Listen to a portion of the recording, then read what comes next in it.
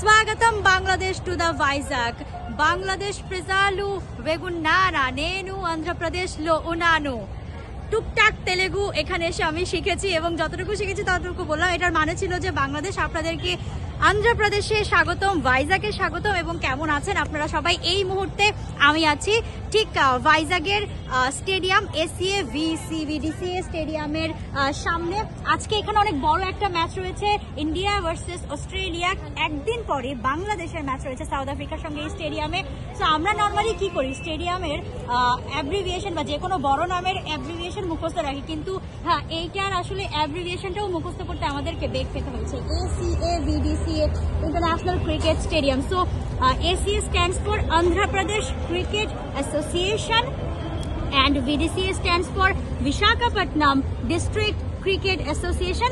So the full name of this stadium is Andhra Pradesh Cricket Association Visakhapatnam District Cricket Association International Cricket Stadium. So welcome to the ACA VDCA Stadium.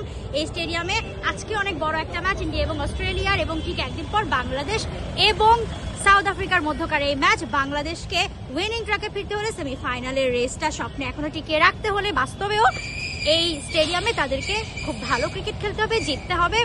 এবং আসামের গল্প শোনানো এখনো বাকি আছে, সেগুলোও শোনাবো.